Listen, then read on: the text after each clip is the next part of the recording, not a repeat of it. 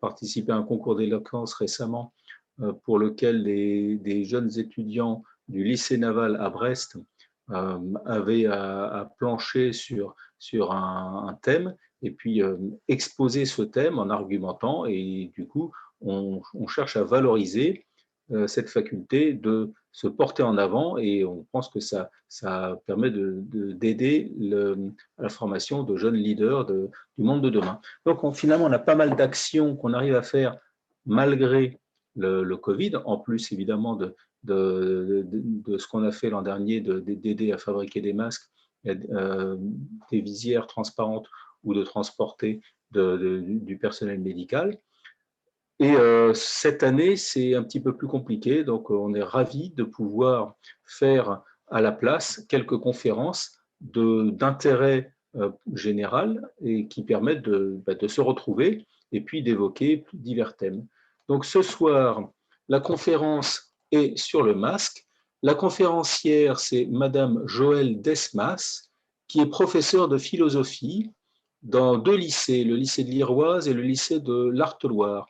Et donc, Madame Joëlle Desmas va nous parler du masque, mais pas uniquement du masque que l'on voit malheureusement quotidiennement pour se protéger, mais également de la philosophie qu'il y a derrière le masque et tout ce que ça représente derrière. Donc, pour cela, la conférence va commencer dans quelques instants. Je remercie tous les participants d'être venus nous rejoindre pendant que je discutais. Il y en a encore quelques-uns qui sont arrivés. Donc, si vous avez des questions, n'hésitez pas à les poser. Vous avez pour cela, au milieu de votre écran en bas, donc au milieu de la ligne du bas, vous avez Q et R, c'est pour questions et réponses. Vous cliquez là-dedans et ça vous permettra de taper votre question. Et ensuite, lorsqu'il y aura quelques questions, je vais récolter ces questions et interroger la conférencière en synthétisant si plusieurs questions portent sur plus ou moins sur le même sujet, ce qui permettra d'avoir une espèce de dialogue, mais sans tomber dans la cacophonie. Pour cela aussi, j'indique à tout le monde que cette conférence est enregistrée, donc ne soyez pas surpris, vous êtes enregistré à partir c'est déjà en cours, donc pour la durée de la conférence. Avec ça, j'ai beaucoup parlé, donc il est largement temps de laisser la parole à Madame Joëlle Desmas. Je vais quand même mentionner Emmanuelle Borel, qui est une membre du club de Brest, grâce à laquelle nous avons pu avoir cette conférence ce soir. Donc, grand merci Emmanuel de nous amener Joël. Et puis maintenant, Joël, c'est à vous. Je vous laisse la parole. Merci. Alors, bonsoir mesdames, bonsoir messieurs, et félicitations aux Rotariens pour vos très nombreuses actions, effectivement, qui sont multiformes. On en découvrira une des origines tout à l'heure, à peut-être votre surprise. Alors, je remercie, permettez-moi de remercier également Christophe et Emmanuel Borel qui m'ont proposé, suggéré de réfléchir à effectivement cette question du port du masque. Et au fil de la réflexion, eh bien, effectivement, on découvre de nombreuses choses inattendues. Donc, je vais débuter. À quoi bon porter un masque, hein? C'est sous cet angle que j'ai choisi d'interroger ce concept du masque. Depuis avril 2020, donc bien, à cette date, un an, nous sommes obligés de porter un masque en France, et cela ne va pas sans susciter, on le sait, quelques mécontentements. Pourtant, à l'analyse, il est un domaine dans lequel, depuis bien longtemps, on a l'habitude d'en porter un, c'est celui médical. Cette habitude était qu'il ne viendrait même pas à l'idée d'un chirurgien de rentrer au bloc sans en porter. La question du « à quoi bon se masquer » ne se pose même pas. Cela semble aller de soi. Quels sont alors les fondements d'une telle évidence? À quoi est-ce si bon? Est-ce bon? En quel sens? N'est-ce que techniquement bon au sens d'utile, ou bien est-ce que cela peut avoir également une dimension morale? Serait-il moralement légitime de porter un masque? Poussons même le bouchon un peu plus loin. Les carnavals ne nous apprennent-ils pas que nous aimons cela, porter des masques? Pourquoi? qu'est-ce que porter un masque rend possible pour les humains trop humains que nous sommes et qu'est-ce que cela révèle de nous? Certains n'en abusent-ils pas? Comment les débusquer? Comment les démasquer? Alors, je vous montre le plan que nous allons suivre du raisonnement. On va voir dans un premier temps qu'il semble bon de porter un masque pour notre santé physique, mais pas seulement. Il semble bon de porter un masque également pour notre santé mentale, collective. C'est ce que nous verrons à travers la fable des porcs-épics de Schopenhauer. Nous verrons que c'est également bon pour notre santé mentale personnelle. On verra le rôle du surmoi. Ensuite, on pourra se demander à quoi bon, n'est-ce pas vain de porter un masque face à une nature humaine qui semble immuable. C'est ce que nous verrons grâce à Hume, par un extrait d'Enquête sur l'entendement humain. Si cette nature humaine est immuable et qu'elle a beau masquer ses défauts et qu'il n'empêche qu'il continue d'apparaître, certains n'en profitent-ils pas peut-être pour porter des masques qui masquent leurs intentions réelles? C'est ce que nous verrons grâce à l'allégorie de la caverne de Platon. Et puis, nous aborderons l'art du storytelling pour enfin conclure. Alors, à quoi bon porter un masque? Il est un domaine dans lequel cela nous semble évident et peut-être aujourd'hui plus que jamais, c'est celui de notre santé physique. Nous avons parlé du domaine médical tout à l'heure. On voit effectivement que le masque est un élément qui est d'actualité depuis belle lurette dans ce milieu. Pourquoi? Parce qu'il joue un double rôle prophylactique. D'abord, du personnel médical envers le patient. Il s'agit de le protéger donc de tous les microbes et bactéries que nous pourrions porter dans les voies aériennes, par les voies aériennes. Mais bien évidemment, cela permet aussi, du côté du personnel médical, d'être protégé. Alors, je vous laisse juger du caractère peu ragoûtant de l'expression, des éclaboussures de fluides corporels infectieux. On voit donc qu'en médecine, le port du masque, et maintenant c'est général, y compris dans nos rues, répond à une mesure prophylactique. Avec le coronavirus, bien sûr, on en porte également dans nos rues.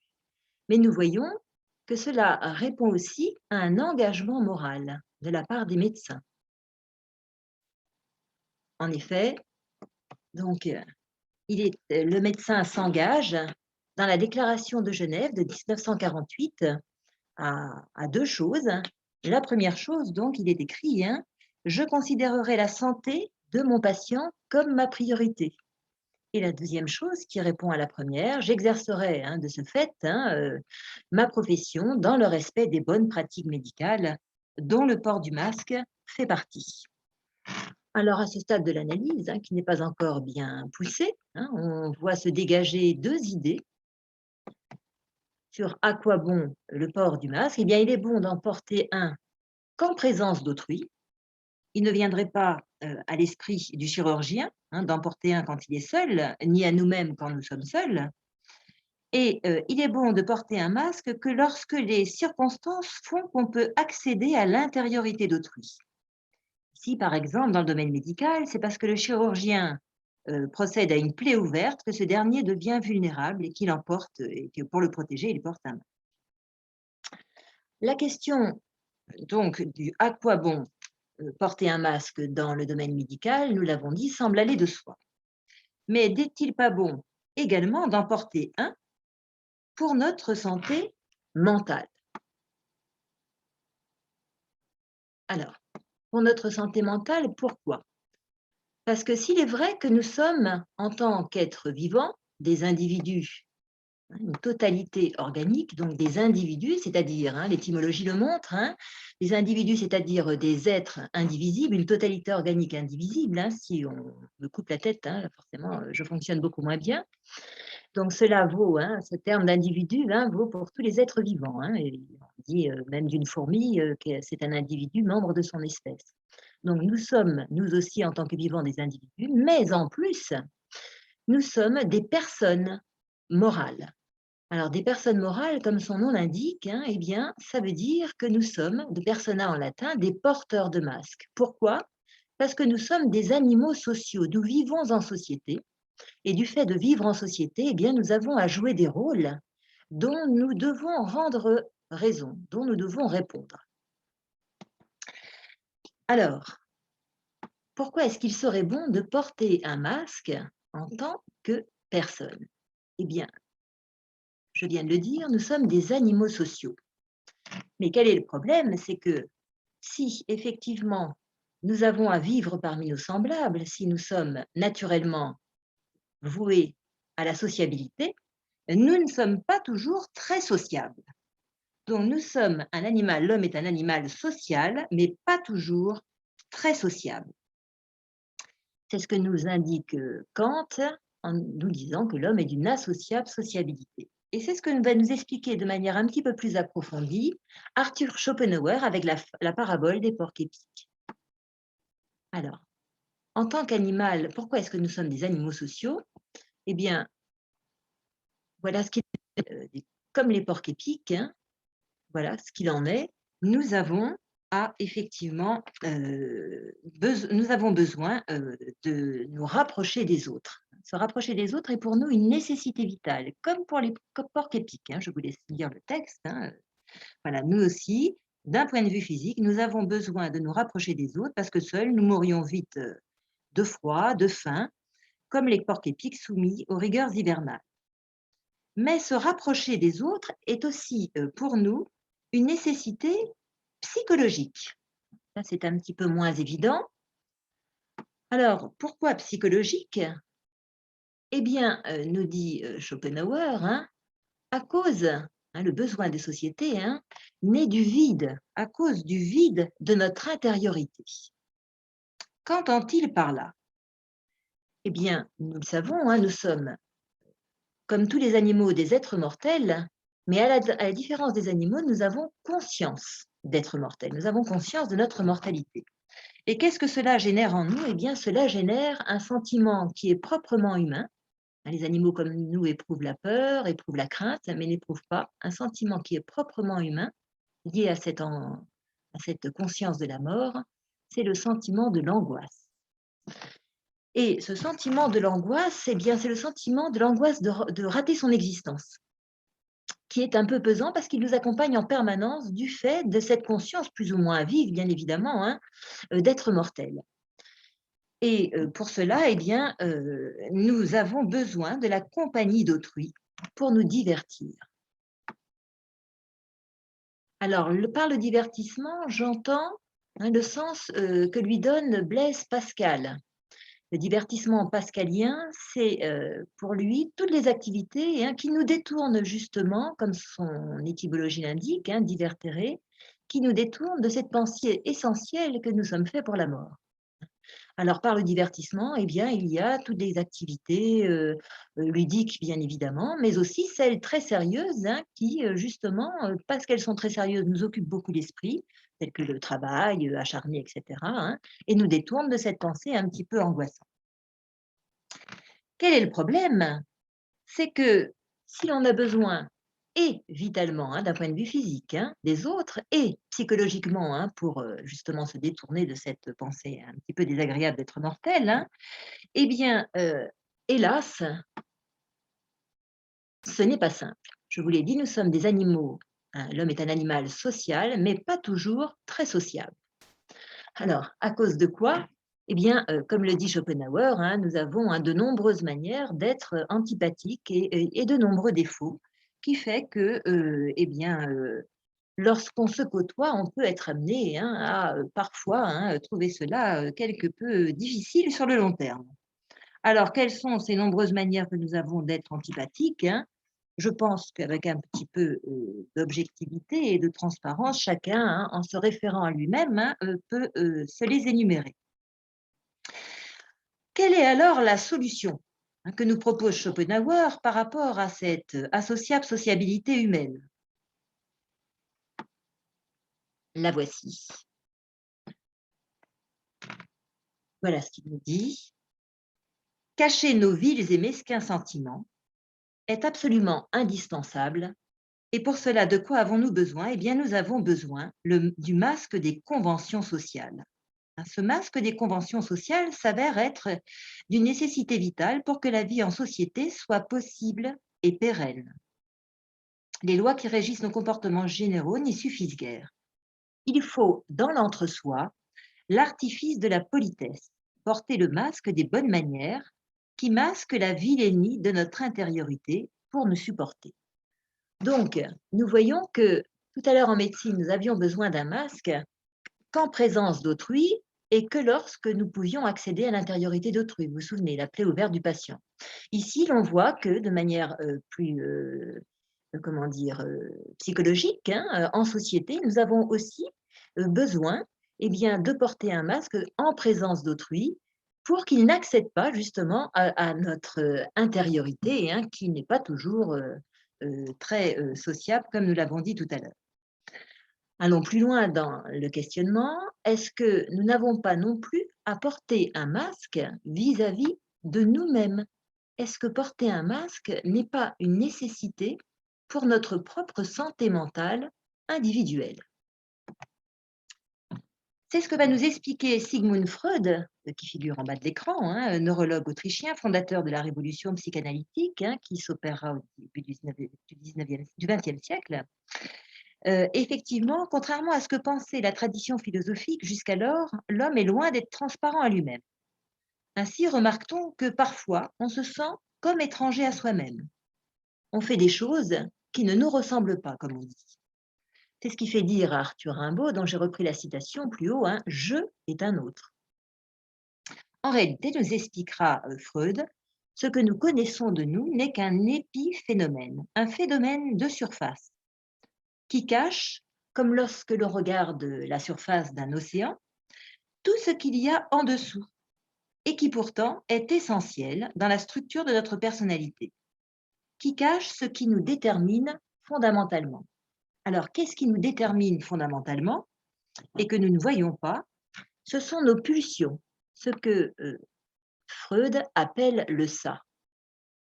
Donc, le moi représente ce dont nous avons conscience, mais ce qui nous détermine fondamentalement, en fait, c'est ce qui réside dans la partie inférieure. Hein, comme dans l'océan, on n'en voit que la surface, mais pas les profondeurs.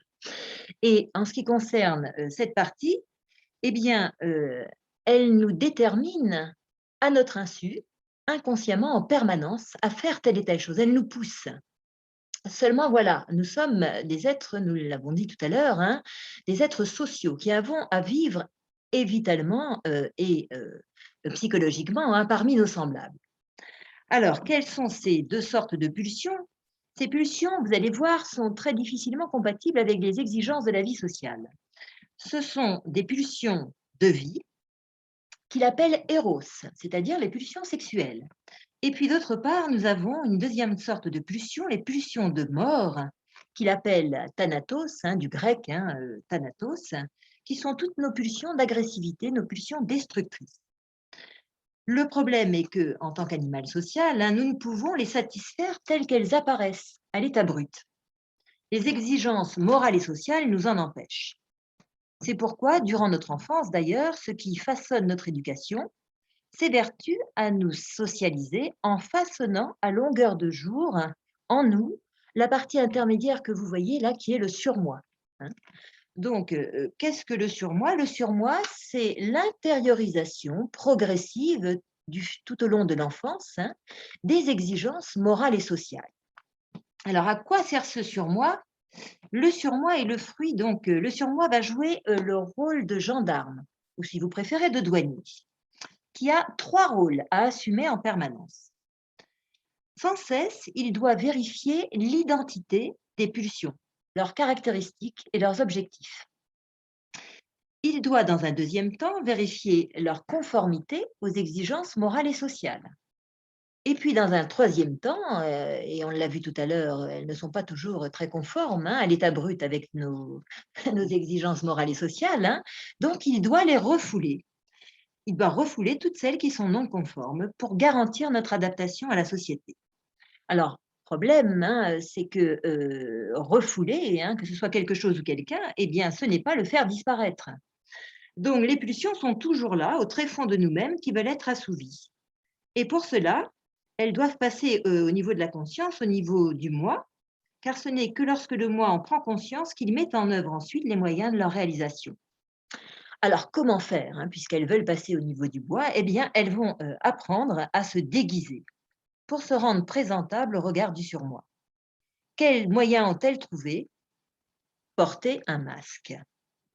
Exemple, nos pulsions d'agressivité, eh bien, vont, donc Thanatos, si vous avez suivi, vont porter le masque de l'ambition, celui de l'aptitude à rivaliser avec la concurrence, ou celui de savoir, comme on dit, vaincre l'adversité, ce qui, dans le monde du travail ou dans celui du sport, eh bien, sera jugé bon.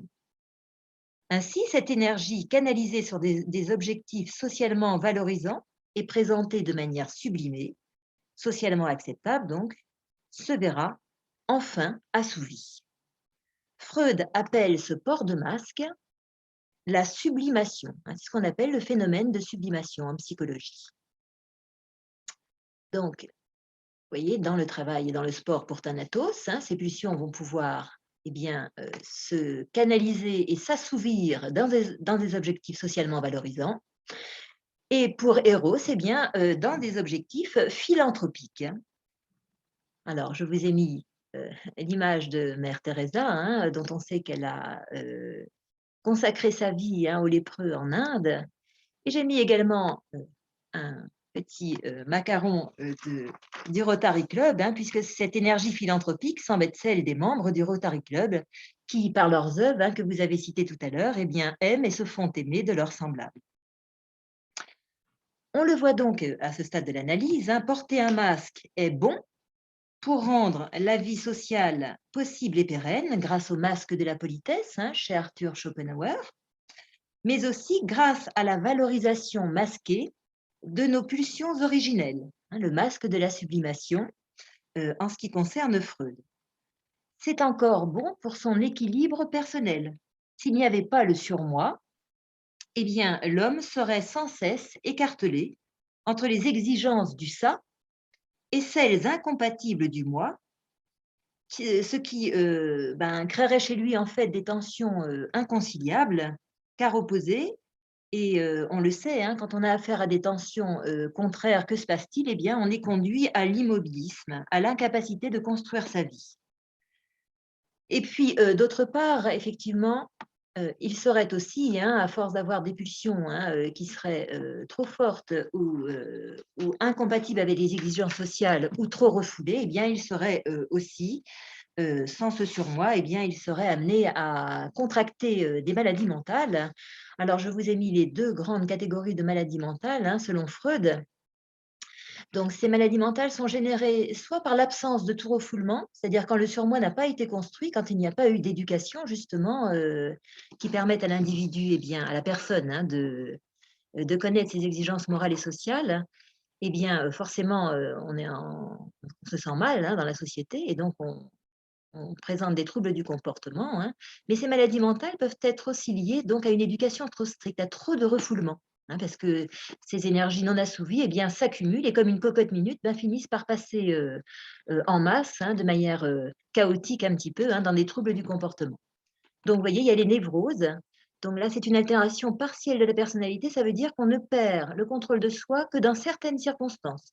Alors, vous avez par exemple la claustrophobie, on perd complètement le contrôle de soi, une peur panique, parce qu'on est coincé dans un ascenseur alors qu'il n'y a aucun risque objectif. Ou l'agoraphobie, mais aussi beaucoup plus grave, la pédophilie, quand on perd le contrôle de soi en présence d'enfants. Et puis, vous avez donc les psychoses. Alors là, c'est beaucoup plus grave, parce qu'il s'agit d'une perte de contrôle de soi totale et en permanence, sans avoir conscience d'être malade. Là, vous avez donc la paranoïa, le délire de persécution, la schizophrénie, le fait d'entendre des voix, la cyclothymie, on passe par des phases d'exaltation extrême, puis d'abattement extrême, sans qu'il y ait de raison véritable. Porter un masque est donc bon pour devenir, grâce au surmoi, on l'a vu, mais à la politesse également, pour devenir et rester civilisé. Mais de temps en temps, on le comprend bien, hein, eh bien, c'est un peu lourd et la société a bien conçu les choses, elle nous autorise à se masquer pour se cacher et se lâcher. D'où effectivement le fait que les gens puissent apprécier les carnavals.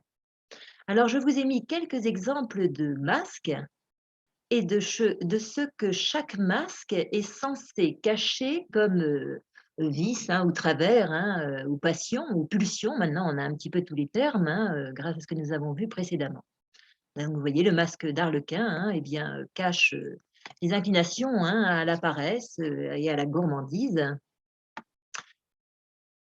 Celui de Colombine eh bien, cache des pulsions un petit peu érotiques hein, et elle est aussi celle qui aime apprendre les confidences des uns et des autres.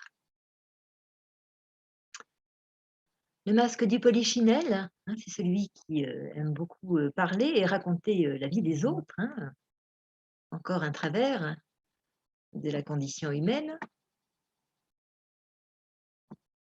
Et le masque de la Bota, hein, qui ne s'apparente à aucun personnage, mais qui symbolise justement hein, tout ce que toutes ces pulsions que l'on ne peut pas nécessairement assouvir hein, et qu'on en profite d'assouvir lors des jours de carnaval. Donc on voit apparaître ces masques à la cour du roi, avec les premiers bals masqués ou mascarades, qui donnaient lieu à des jeux de séduction entre courtisans, et vous l'avez compris, hein, plus si affinité. Aujourd'hui encore, en Bretagne, se tient le carnaval en mars à Douarnenez, sur une durée de 3 jours, et celui-ci est souvent d'une liberté licencieuse, à côté de laquelle les mœurs du marquis de Sade ou celles de Bacchus feraient presque pâle figure. Il a une certaine réputation. Hein. Voilà. Donc, qu'est-ce que cela veut dire? Eh bien, on voit bien qu'il y a une nature humaine et que si, voilà, hein, qui n'est pas toujours très amène, hein, et que le port du masque est absolument indispensable pour pouvoir justement se socialiser. Il y a donc une dimension politique hein, à laquelle on arrive. Hein. On voit que porter un masque est bon pour donner visage humain à l'homme civilisé, mais que le masque ne change rien à sa nature profonde. Hein. Les pulsions sont toujours là, hein, nos travers sont toujours là. Alors, je vous ai cité justement la solution que donne Thomas Hobbes dans le Léviathan. Donc, Thomas Hobbes est un philosophe anglo-saxon hein, du XVe siècle. Et justement, pour lui, qui a été le théâtre de guerre civile, hein, en Angleterre, parce que justement, comment dire, à cette époque, l'État, eh bien, n'était pas très autoritaire et donc du même coup, eh bien, les pulsions des hommes, hein, les passions des hommes se sont déchaînées et c'était le règne de la violence. Et donc, comment dire, Thomas Hobbes, hein, qui est philosophe, a réfléchi à ce problème du mal hein, et à la manière de le réguler. Et il s'est dit eh bien, que pour contrecarrer une passion, la voie de la raison n'est pas très efficace. Hein. Rien de tel que de brandir une autre passion, laquelle, eh bien, on le sait, la passion de la peur. Hein. Il suffit de voir nous-mêmes hein, comment on devient obéissant quand il y a des radars hein, le long des routes, hein, bien plus que lorsque il y a des mois et des mois de prévention. Et donc voilà, alors je vous ai mis la couverture du Léviathan de Hobbes, hein, de son œuvre. On voit apparaître donc un monstre qui est un monstre souverain, hein, qui est le Léviathan. À l'intérieur, alors là, on le voit mal, mais en réalité, vous avez les citoyens. Ce sont plein de petits bonhommes hein, qui forment le peuple hein, auquel obéit le Léviathan. Il faut savoir que chez Hobbes, c'est le peuple lui-même qui a choisi, hein, par un contrat, de donner tout pouvoir au Léviathan. Et on voit que celui-ci a tout pouvoir de quoi? Eh bien, avec l'épée, hein, justement, c'est le glaive de la justice, hein, c'est-à-dire de maintenir son peuple pour la paix grâce à la peur des sanctions terrifiantes dont il les menace en permanence. Et puis d'autre part, eh bien, il tient le sceptre justement de la souveraineté absolue. Et c'est le peuple lui-même hein, qui, justement, donne le droit au Léviathan de porter ce masque terrifiant. Alors, le Léviathan, c'est aussi le nom hein, d'un monstre dans la mythologie cananéenne hein, et dans la Bible, hein, qui dévore justement les hommes désobéissants. Mais alors, on pourrait se demander à quoi bon, hein, c'est-à-dire, n'est-ce pas vain cette fois-ci, hein, vu tout ce que nous avons vu, hein, de porter un masque face à cette immuable nature passionnelle. Alors, c'est ce que nous explique justement David Hume, dans Enquête sur l'entendement humain. Hein, tout le monde reconnaît, dit-il, qu'il y a beaucoup d'uniformité dans les actions humaines, dans toutes les nations et à toutes les époques, et que la nature humaine, finalement, eh bien, reste toujours la même dans ses principes et ses opérations. Alors, quels sont ces principes et ces opérations? Eh bien, on voit les mêmes motifs produisent toujours les mêmes actions, les mêmes événements suivent toujours les mêmes causes. Et ces motifs sont lesquels? Eh bien, toujours des passions, l'ambition, l'avarice, l'amour de soi, la vanité, mais aussi, vous voyez, des passions généreuses, l'amitié, la générosité, l'esprit public. Ces passions qui se mêlent à divers degrés et se répandent dans la société ont été depuis le commencement du monde et sont encore la source de toutes les actions et entreprises qu'on a toujours observées parmi les hommes. Voilà, je vous laisse poursuivre la lecture de la suite du texte. Donc, que pourrait-on dire? Eh bien, chasser le naturel, il revient au galop, nous dit le proverbe. Nous serions tentés de dire masquer le naturel, eh bien, finalement, il demeure hein, sous les bons mots que nous pouvons tenir dans l'entre-soi. Alors, nous voici en droit de nous poser une dernière question. Le masque, du coup, ne peut-il être mauvais, c'est-à-dire servir hein, à masquer de mauvaises intentions pour nous faire jouer un rôle dans un scénario social qui serait en notre défaveur? Platon déjà y pensait sérieusement au 5e siècle avant Jésus-Christ. Donc il y a bien 26 siècles de cela, dans l'allégorie de la caverne. Alors que se passe-t-il? Que voit-on dans cette caverne? Eh bien, nous voyons des prisonniers, pardon, des prisonniers qui sont enchaînés, et qui, pardon, excusez-moi, et qui représentent le peuple. Et puis nous voyons derrière, voilà, nous voyons derrière des porteurs de marionnettes. Donc, qui sont ces porteurs de marionnettes? Eh bien, ce sont ceux qui veulent présenter une représentation fictive comment dire, que les prisonniers vont prendre pour la réalité, hein, afin justement de mieux détourner leur attention de la réalité dont les porteurs de marionnettes ont à s'occuper. Et alors pour cela, donc, ils utilisent, vous le voyez, hein, un feu en hauteur. Alors ce feu en hauteur qui projette justement des représentations fictives, eh bien ça pourrait être assimilé alors à l'époque, c'était les colporteurs, hein, ceux qui portaient hein, la parole, les informations que les puissants de l'époque eh bien, voulaient faire entendre et présenter au peuple. Aujourd'hui, cela représenterait eh bien, la puissance extraordinaire des médias, hein, qui nous diffusent en permanence eh bien, effectivement, une certaine représentation de la réalité.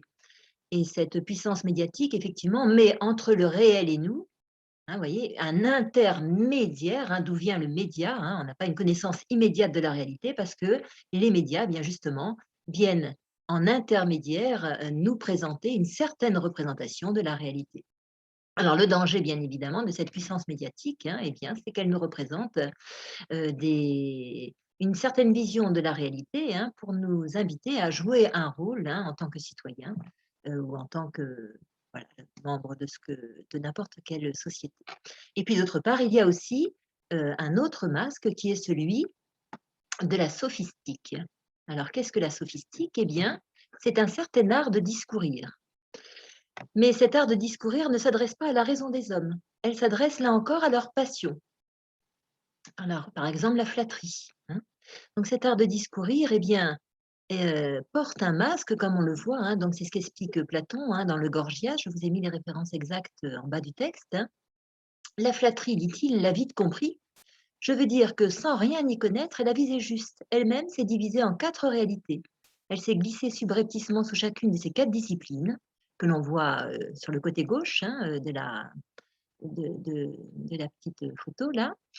Et elle a pris le masque de l'art sous lequel elle se trouvait. En fait, elle n'a aucun souci du meilleur état de son objet. Et c'est en agitant constamment l'appât du plaisir, qu'elle prend au piège la bêtise, qu'elle l'égare, au point de faire croire qu'elle est plus précieuse que tout.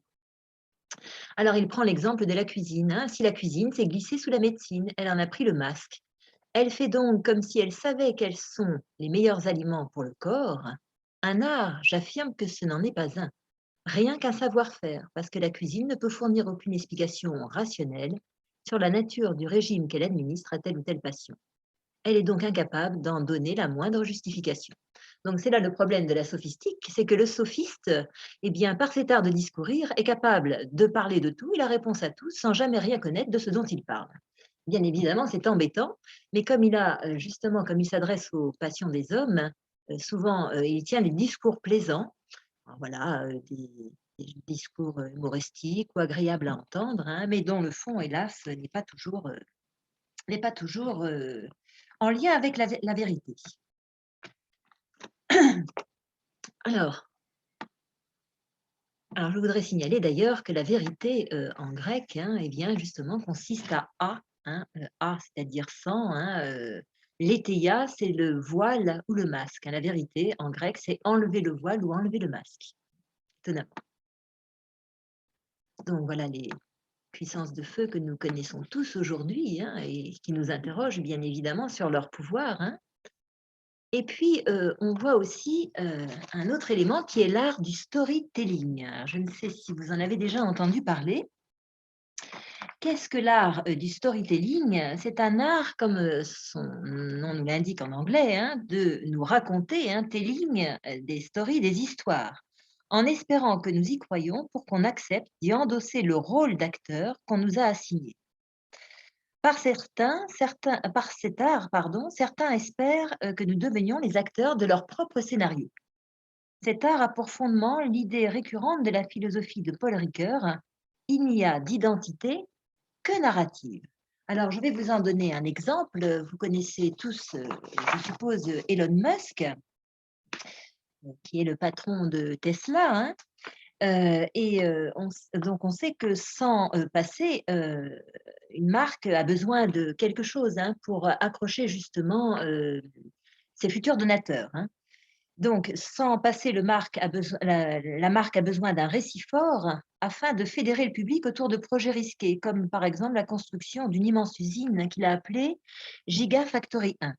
Le schéma adopté consistera, et c'est ça l'art du storytelling, hein, fera donc de la sauvegarde de la planète une quête, de l'acheteur un héros, de l'investisseur un philanthrope.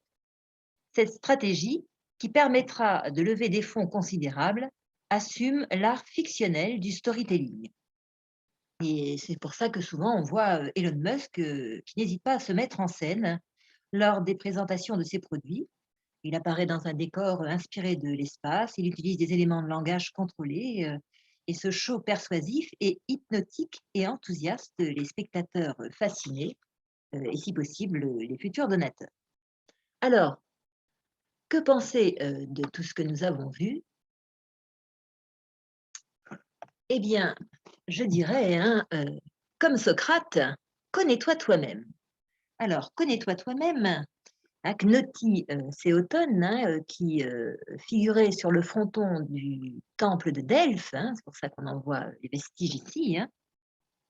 Nous l'avons vu donc depuis le début, hein, le masque a deux fonctions essentielles, qu'il soit chirurgical ou conventionnel: protéger l'intériorité d'autrui des parasites provenant de notre intériorité, nous protéger de notre propre intériorité en nous masquant à nous-mêmes nos propres désirs asociaux. Que s'agit-il de faire? Donc surtout pas, hein, le connaître toi-même, ce n'est surtout pas sonder notre intériorité en nous démasquant. Contre le psychologisme qui a le vent en poupe dans notre époque actuelle, hein, dû à l'individualisme actuel qui vise à scruter derrière le masque de notre éducation et celui de nos obligations sociales la réalité d'un moi fictif jusqu'à l'aliénation, on n'a pas intérêt, hein, à faire trop de l'introspection, hein, au contraire. Il est nécessaire que le surmoi joue son rôle tranquillement. Eh bien, il me semble qu'il serait bon d'opposer le connais-toi toi-même. Alors, le connais-toi toi-même socratique assigne à l'homme le devoir de prendre conscience de sa propre mesure, sans tenter, hein, de rivaliser à l'époque avec les dieux. Il s'agit de quoi alors? Il s'agit de connaître les limites et travers de notre humaine nature.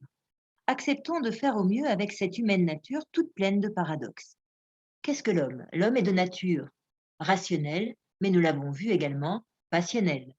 L'homme est de nature animale, nous l'avons vu avec ses pulsions, mais également un être civilisé.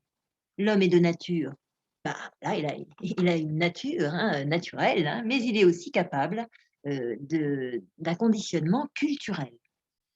C'est un être de nature, mais c'est un être aussi d'artifice. Ces dualismes nous contraignent donc à porter des masques, à endosser des rôles qui ont figure humaine et garantissent notre socialisation. S'identifier tout entier à son rôle social, ce serait alors bien dangereux. Ce serait dangereux pour soi. Alors, ce serait dangereux pour soi. Pourquoi? Parce que, imaginons que nous nous identifions tout entier à notre rôle social. Que se passerait-il si nous perdions notre métier? Ou bien si nous nous retrouvons à la retraite? Eh bien, on se retrouverait anéanti. Donc, notre jeu social, J-E-U, le rôle que l'on a choisi d'endosser, n'est pas notre jeu. Notre jeu est bien plus riche. Qu'est-ce qu'il est notre jeu? Il n'est qu'impossible. Nous sommes des agents libres qui devons en permanence choisir quel masque nous souhaitons porter pour jouer au mieux notre rôle dans ce grand théâtre de l'existence. S'identifier tout entier à son rôle social, ce serait aussi dangereux pour autrui. Un masque est un objet rigide, factice, car fictif. Nous l'avons vu aussi avec les porteurs de marionnettes. Il paraît être tout un rôle, mais en réalité n'en est qu'une facette fixe parmi tant d'autres. S'enfermer dans son rôle sans flexibilité, sans réalisme, ce serait alors risquer de devenir tyrannique par un jeu d'acteurs rigide qui impose sa face sans nuance. Enfin, ce serait même dangereux pour tous. Gardons toujours un minimum d'esprit critique face aux grandes histoires que l'on nous raconte pour ne pas se laisser enrôler à jouer n'importe quel scénario collectif. Voilà. Je vous remercie de votre attention. Eh bien, un grand merci à Joël pour cet exposé qui nous a quand même emmené vers des grandes profondeurs de réflexion. J'ai noté une seule remarque pendant tout l'exposé, et je la lis, c'est que les grades Douarnenez se déroulent sur 5 jours. Donc, oui, tout à fait. Bon, je vais quand même enlever mon masque qui a fait son effet. Également derrière, j'en ai profité pour aller rechercher une copie d'écran qui date de notre réunion qui a eu lieu le Mardi Gras. Donc forcément, ce jour-là, nous avions les uns et les autres pris quelques masques. Comme quoi, c'est pas une nouveauté pour nous. Bon, en tout cas, c'était une soirée qui permettait d'avoir une profondeur de réflexion assez intéressante à cette période où on met le masque toute la journée. Normalement, ce genre de soirée, ça se poursuit au cours d'un repas convivial où donc Joël, vous auriez été à la table du président et vous auriez pu continuer à discuter sur ce sujet. Malheureusement, ce n'est pas possible ce soir. S'il y a parmi nos auditeurs des questions, n'hésitez pas à les poser. Pour l'instant, je ne vois pas de questions, mais de commentaires, de remerciements. Donc, merci pour ces commentaires. Je lis. Merci beaucoup de la part du président du club de Douarnenez, le CAP. Je vois finalement, c'est l'éducation qui apprend à utiliser le masque. Donc, j'espère que ça correspond bien au message que vous vouliez faire passer. Tout à fait. Et en l'absence de questions, je vais peut-être demander à Emmanuel, qui est la membre du club qui nous a fait rencontrer Joël. Donc, Emmanuel, est-ce que tu pourrais un petit peu développer comment tu as été amené à rencontrer Joël et à proposer avec elle ce thème de ce soir? Emmanuel, je te laisse la parole. Merci. Oui, je te remercie. Eh bien, Joël Desmas est tout d'abord notre voisine. c'est comme ça qu'on a fait connaissance, tout simplement. Et rapidement, elle est devenue une amie. Avec Christophe, nous apprécions vraiment beaucoup son regard sur les questions de société et sur les grandes questions politiques. C'est ça qui est vraiment toujours intéressant avec elle, c'est qu'on sort on est très loin de la discussion de comptoir et que elle voit que ce soit un problème de politique extérieure ou de questions économiques, elle arrive toujours à dézoomer et à appréhender ces questions sous un angle, en tout cas moi qui n'ai étudié que le droit et l'économie, et ben forcément moi ça m'apporte toujours un angle de réflexion intéressant. Et plus précisément, à l'occasion d'un repas amical dernièrement, bien entendu, la question du masque a été abordée. Et on s'est dit finalement tous ensemble que sa vision sur les masques pourrait nous aider à mieux comprendre l'époque actuelle troublée et apporter justement cet angle de réflexion, cet angle d'analyse qui manque à beaucoup de journalistes ou d'analystes politiques. Voilà, c'est ça. Et on s'était dit, c'était peut-être le moment au bout d'un an, eh ben de regarder les choses avec beaucoup plus de hauteur et de profondeur. Voilà un petit peu. Alors, par contre, je me permets de continuer sur le fait qu'effectivement, ce soir, du fait de la crise sanitaire, on ne peut pas poursuivre autour d'un repas et échanger. Moi, je sais que Joëlle est une femme pleine de ressources et qu'à l'occasion de cette présentation, elle a abordé beaucoup de thèmes qui pourraient être déclinés sous d'autres conférences, enfin à l'occasion d'autres conférences.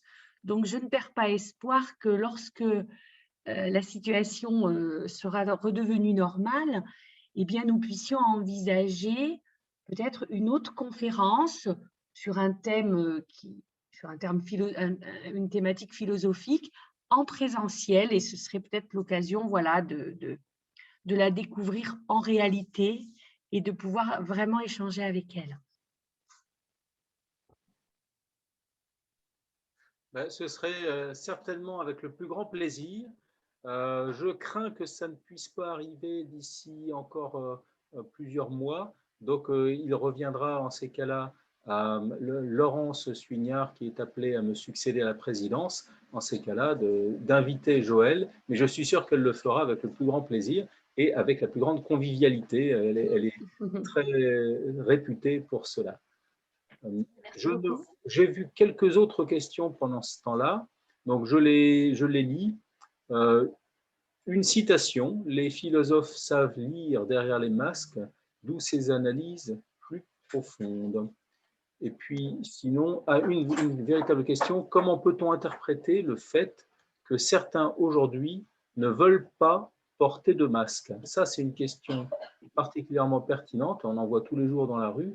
Alors peut-être qu'il y a, bon, au-delà de l'interprétation triviale, c'est j'y crois pas, machin chose, je pense que Joëlle va sans doute nous étonner par une réponse spontanée à cette question sans préparation. Joëlle, je vous laisse la parole.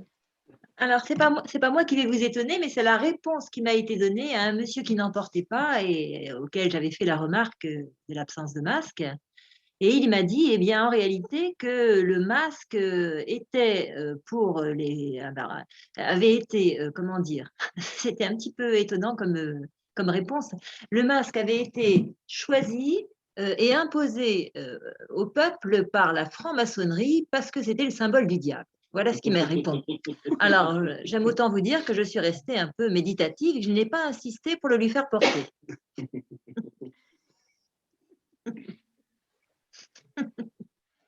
Ah ben, quand on dit que le diable se niche dans les détails, j'aurais jamais pensé à celui.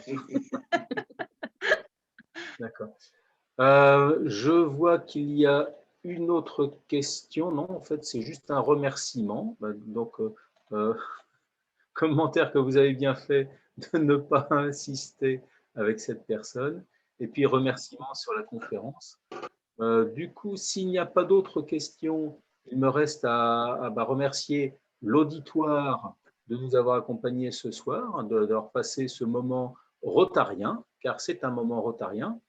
Cette soirée remplace la réunion du club du mardi soir qui, évidemment, n'a pas lieu en présentiel et nous a permis de faire connaissance de Joëlle, la voisine d'Emmanuel, en attendant d'avoir le plaisir de vous revoir peut-être d'une manière plus conviviale la prochaine fois. C'est moi qui vous remercie beaucoup. Pas de nouvelles questions. Eh bien, il ne me reste plus qu'à souhaiter à tout le monde de bien rentrer chez vous avec masque si vous en êtes sortis. A priori, non, puisqu'on a atteint l'heure du couvre-feu. Et donc, bon appétit et à une prochaine fois. Un grand merci à tout le monde. Au revoir.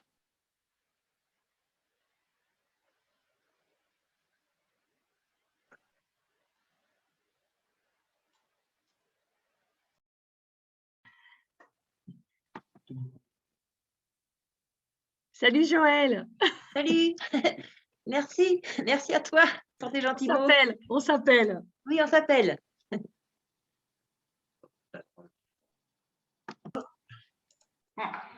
Alors, on a un président multitâche. On a un président multitâche qui va arrêter. C'est l'an prochain qu'on a une présidente, c'est pas cette année. Oui, c'est ça, oui, oui. Alors... Quoi cette division? C'est une division multitâche, mais pas les hommes. Voilà.